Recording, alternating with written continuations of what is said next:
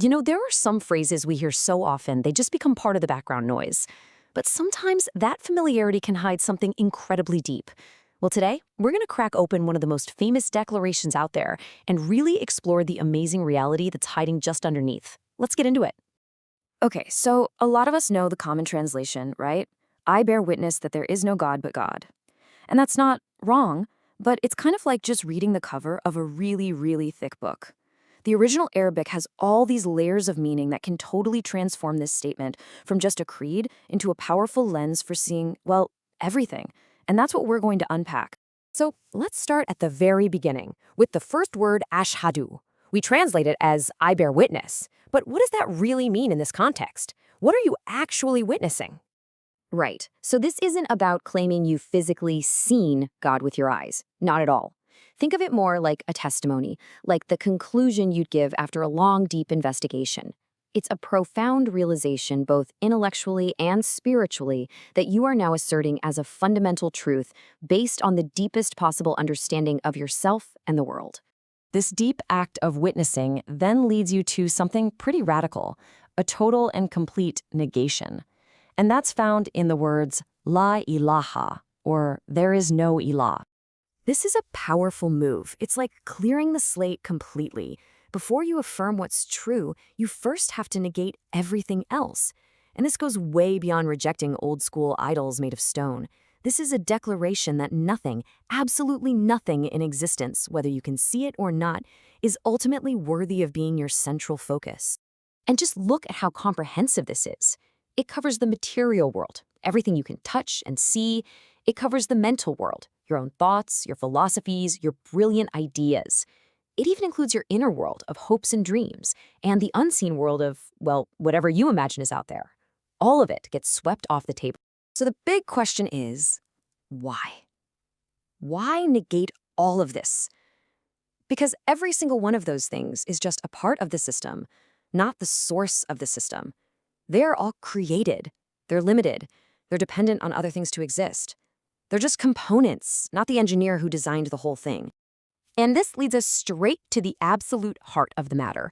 If we're negating the worthiness of everything, what exactly is this ilah thing we're talking about? Getting this right is the key that unlocks the whole phrase. Because the common translation, God, can kind of point us in the wrong direction. The original meaning is actually much more precise and way more personal. And there it is. That's the crucial shift. An ilah isn't just some big, powerful being out there. An ilah is whatever you allow to become your final authority. It's your true north. It's your bottom line. It is your non-negotiable center of gravity. I mean, think about it in a really practical way. What's the one thing you rely on, no questions asked? What do you ultimately fear and obey?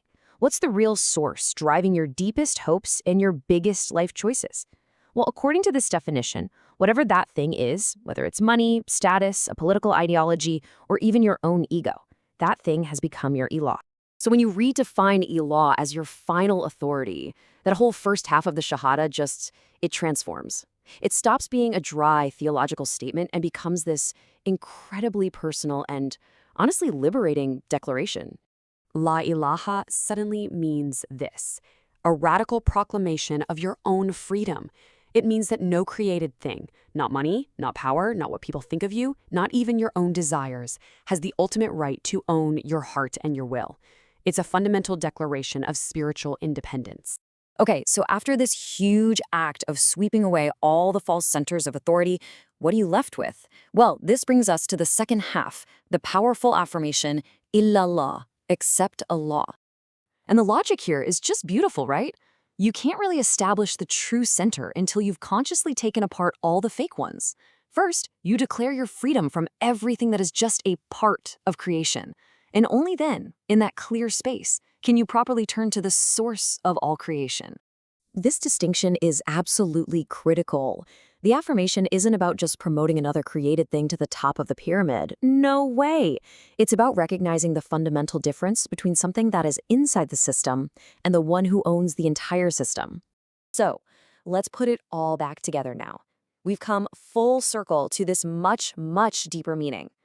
The Shahada becomes a profound testimony that nothing in all of existence deserves to be my ultimate authority, because only Allah is the true source and everything, including me, already belongs to Him. But it gets even bigger. This personal testimony, this internal realization, it actually connects to something cosmic. It's not just a statement you make in a vacuum. It's you choosing to align yourself with the truth that's already woven into the fabric of reality itself. This idea is captured in a verse where it says God Himself bears witness to this very fact. Now think about what that means. This elevates the statement from just a human belief to a cosmic reality, a truth that is being declared by reality itself. And with that, we can see the Shahada in its final, most profound light. When a person makes this declaration, they're doing so much more than just stating a belief. They are consciously, willingly aligning their own personal, internal witness with the fundamental, objective witness of the entire universe. So we've gone from a simple phrase to a radical declaration of liberation, and finally to a conscious act of harmonizing our own truth with the truth of all existence. And that leaves us with a final, massive question to reflect on. What does it truly mean to live a life that is in alignment with that ultimate reality?